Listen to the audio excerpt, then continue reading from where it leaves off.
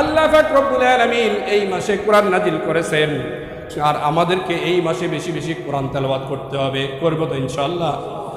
এখন যারা পড়তে জানেন না তারা কোরআন দেখবেন, খুলি খুলি দেখবেন। আল্লাহ রসুল সাল্লাল্লাহু আলাইহি ওয়াসাল্লাম বলেন, যেই ব্যক্তি কোরআন পড়তে জানে না, শুধু দেখে অথবা পড়তে জানে কোনো রকম ধাক্কাইয়ে পড়ে, আল্লাহ পাক রব্বুল আলামিন এই পড়ার কারণে আল্লাহ পাক অন্য মাসে নেক দিত প্রত্যেক হরফের বিনিময়ে 10টা। কয়টা? আর যেরকম কয়টা? এটা হলো অন্য মাসের রোজা ছাড়া অন্য মাসের জন্য। এরপরে আল্লাহ রসুল সাল্লাল্লাহু আলাইহি ওয়াসাল্লাম বলেন, রোজার বাহিরে আল্লাহ পাক 10টা দিতেন, কিন্তু রোজার বাহিরে 10টা, এই 10টাকে আল্লাহ পাক চাইলে 700 গুণ পর্যন্ত করে দিবেন কে? এটা হলো রোজার বাহিরের কথা।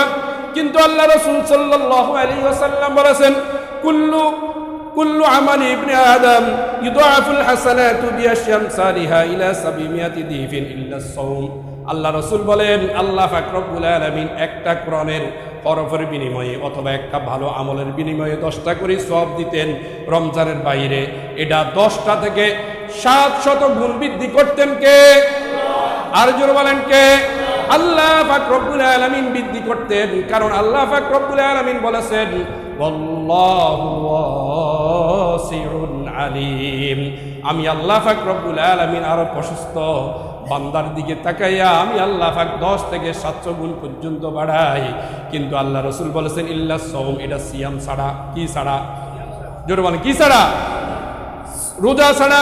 রোজা ছাড়া কেন? আল্লাহ পাক রব্বুল আলামিন আল্লাহ রসুল সাল্লাল্লাহু আলাইহি ওয়াসাল্লাম বলেন, ইল্লা সাওম ফাইন্নাহু লি ওয়া আনা আজজি বিহি। কারণ এই সিয়ামটা, রোজাটা একমাত্র আমাকে রাখার জন্য, আমাকে রাজি খুশি করার জন্য রাখে। আর যেই ব্যক্তি, যেই বান্দা বান্দি সিয়ামটা আমাকে রাজি খুশি করার জন্য রাখে, ওয়া আনা আজজি বিহি, আমি আল্লাহ পাক রব্বুল আলামিন আমার ওই উম্মতের বান্দা বান্দির জন্য আমি আল্লাহ নিজে হয়ে যাই। সুবহানাল্লাহ। আর জোরে বলেন না সুবহানাল্লাহ। তাহলে যদি এই দুনিয়ার সব কিছুর একমাত্র মালিক কে? পিছন আল্লাহ বলেন, সব কিছুর মালিক কে? জান্নাতের মালিক কে? জাহান্নামের মালিক কে? আল্লাহ। যিনি সব কিছুর মালিক, উনি যদি আমার আর আপনার জন্য হয়ে যায়, তাহলে আমাদের আর কোনো চিন্তা আছে নাকি? চিন্তা করার কোনো দরকার আছে নাকি? নাই।